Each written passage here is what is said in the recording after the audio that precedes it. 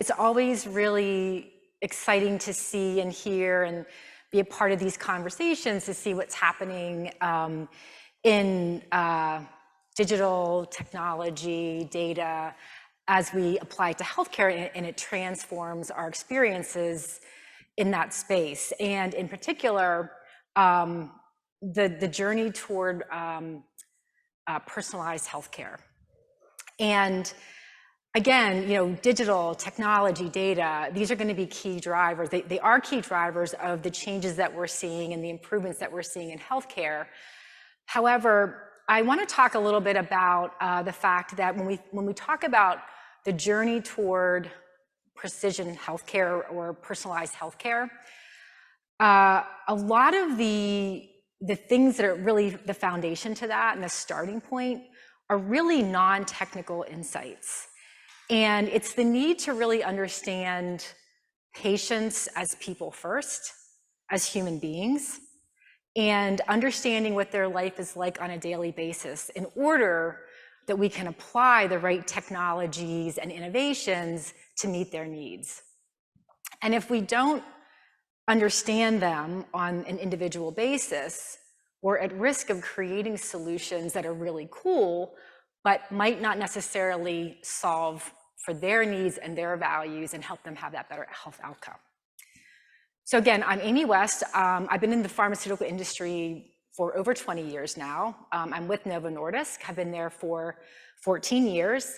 And I'm going to share my point of view on the journey toward personalized healthcare based on my experience in the pharma space. And Novo Nordisk, we're a pharmaceutical manufacturer, just like many other companies out there. And from a pharmaceutical manufacturing standpoint, our core focus is focusing on the science. We have to get the chemistry right as it relates to our pharmacotherapies and making sure that our clinical endpoints are meeting the safety and efficacy requirements in order to deliver safe and effective products to the market. And that focus is never going to change. It shouldn't change. However, when we look at statistics around adherence rates and compliance rates with pharmacotherapies, we know that only 80% of prescriptions that are written are filled. And of those that are filled, only half of them are used in an adherent and compliant way. And those statistics have not changed for decades. And that's despite the fact that we've had tremendous innovation and improvements in our pharmacotherapies over these decades. So that says to me that we know that medication alone is not enough to solve the problems with our, in healthcare. And so now we're all excited about the promise of technology, digital data, to help improve those statistics. And we're all kind of rushing to see how can we use and apply these innovative technologies to improve the stats that we've been seeing for quite a while. And it's a very exciting place. There's a lot of promise. We're already seeing it happen. However, we run the risk of chasing shiny objects at times and going after things because they look like there's a lot of cool stuff going on, but is it really solving the problems of our customers and for the business? And when we look at data that shows that 80% of what influences a person's ability to engage in their health and wellness sits outside the clinic setting, things like everyday life and what we're calling the social determinants of health. And we saw some slides and conversation about that earlier, but it's these factors around where you live. Are you in a rural community or in an urban community? What is your family makeup? What does it look like? What is your financial status? What is your education level?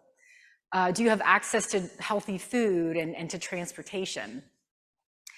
These are the things that play an overwhelming role in a person's ability to get access to a doctor, get a diagnosis, get a prescription, and have a good or a bad health outcome.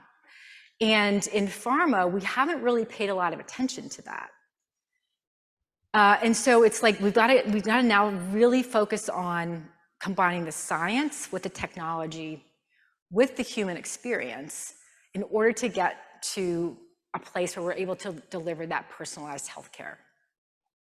Because if I'm a person, let's say I'm a woman who has, I'm a mother of 3 kids, I'm single, I'm trying to, manage 2 jobs, keep food on the table for my children, my car just broke down, and there's no way I'm going to get to my doctor's appointment because life is getting in the way. There's just no way for me to be able to take care of my health and wellness in this situation. And again, this is about everyday life affecting me, and how it affects me affects other people, all of us differently. So we've got to better understand our customers more holistically so that we can then understand how do we apply the right technologies, the right digital, the right data components, plus the science to deliver that personalized healthcare journey. And there are a lot of different ways that we can think about understanding that and being able to better understand our customers more holistically. But based on my experience, I'd like to share something that's been very effective, and that is looking at other industries that are very focused on customer experience, looking outside of pharma, looking outside of healthcare, and looking at companies who spend a lot of time, money, and resources to invest in identifying, tracking, monitoring, and measuring a customer experience and what people value as individuals. And when I look at a company like Disney, they have a very good reputation for understanding the customer experience, very different from the healthcare industry. And they're a company that believe that investing heavily in the customer experience is an economic asset and not an expense. And I would say in healthcare and in pharma, we haven't necessarily had that mindset. But understanding that customer experience is a missing gap in a lot of, I think, our opportunities to improve health outcomes. And a couple months ago, I had the opportunity to attend a Disney Institute training. And I don't know if anyone here is familiar with that or has ever experienced that program. But it is a part of a larger curriculum that they have called Disney University. And it is all based on how to understand, improve, and optimize the customer experience for people who are engaging in Disney properties. And everyone who is an employee of Disney, they call them cast members, from the CEO all the way down to the custodial staff, engage in this training. It's like a 6-month program. And in the training that I took, it was really interesting because they actually have some very good real tools that you can use to start to better understand what a customer expectation is, what their needs are, what their interests are, and then how you can optimize against that. And one tool in particular I thought was really transferable to the space that I work in pharma. It's called the dimensions of service. And it's literally, it's a mapping tool where you're literally mapping out in a linear pathway a progression of a specific experience at a Disney property.